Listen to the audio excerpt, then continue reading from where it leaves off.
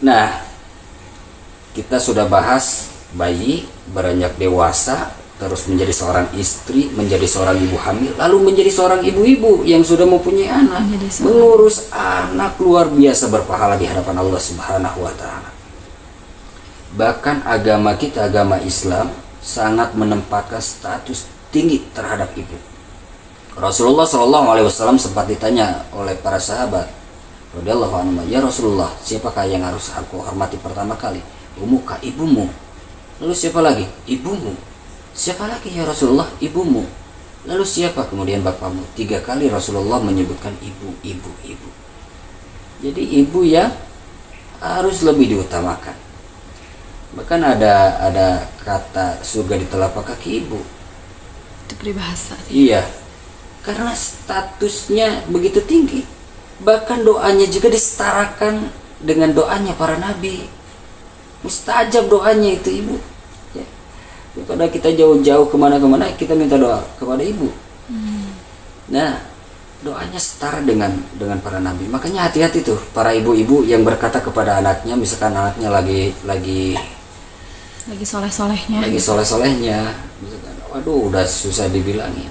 Jangan asal kata. Meskipun bercanda, misalkan, wah, anak dasar anak gila.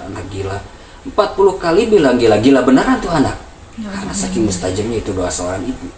Makanya ketika anak lagi soleh, lagi susah, dikasih tahu, keluarkan kata-kata yang lebih bijak, daripada lebih bagus. Dasar bandel, mendingan Iya. dasar soleh gitu ya, Bi. Kita sambil hanya soleh gitu ya, Gitu ya. solehah ya, seperti itu. Boleh jadi penderitaan seorang anak di kemudian hari karena kata-kata seorang ibu. Makanya harus lebih dijaga. Nah, itulah kemuliaan yang didapat oleh kaum wanita. Kado terindah dari agama Islam untuk kaum wanita. Dari bayi dimuliakan, beranjak dewasa dimuliakan, ketika menjadi seorang istri, menabung atau mendulang pahala yang begitu luar biasa dimuliakan juga. Ketika haid dimuliakan, ketika hamil dimuliakan, jadi seorang ibu dimuliakan. Bahkan sampai meninggal pun tetap dimuliakan. Mempunyai kesempatan untuk menjadi ratu bidadari surga. Bayangkan, Ainun Madriyah lewat. Nanti Siti Aisyah radhiyallahu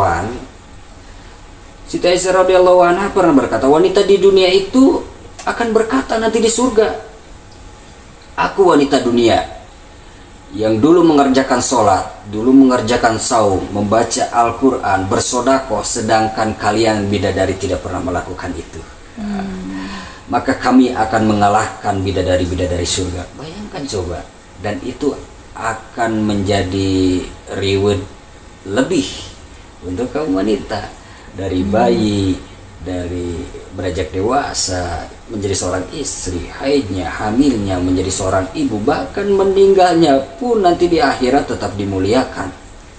Bisa menjadi ratu bidadari di surganya Allah Subhanahu wa taala. Kita tahu Ainun Madriyah cahayanya begitu luar biasa sampai para malaikat bersujud mengira cahayanya Allah Subhanahu wa taala.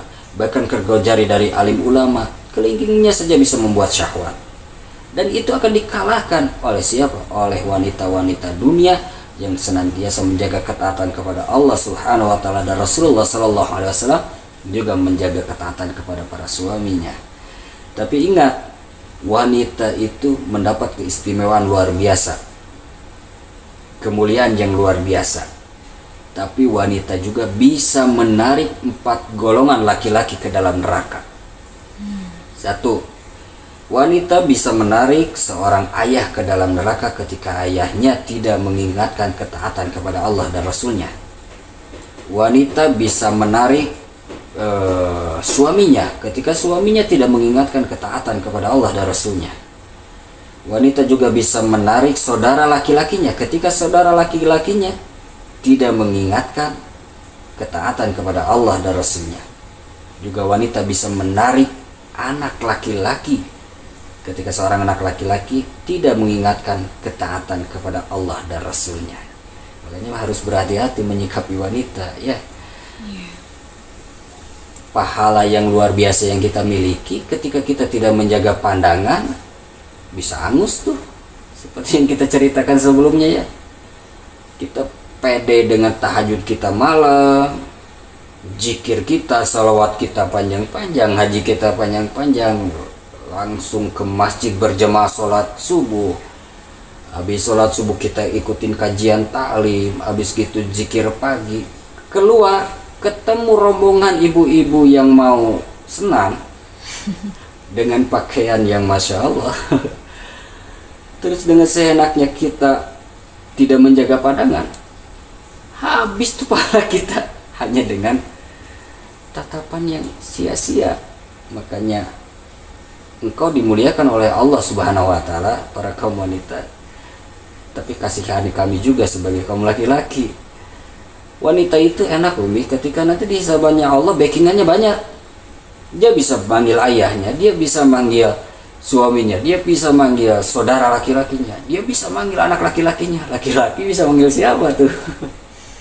Makanya luar biasa sebagai seorang wanita. Mudah-mudahan para wanita-wanita di seluruh alam, wanita-wanita muslimah, Allah Subhanahu wa taala istiqomahkan dalam taat kepada Allah Subhanahu wa taala dan Rasulullah sallallahu alaihi wasallam. Dan untuk istri-istri muslimah, istri-istri di seluruh alam, Allah Subhanahu wa taala memberikan keistiqomahan juga untuk ketaatan kepada suaminya.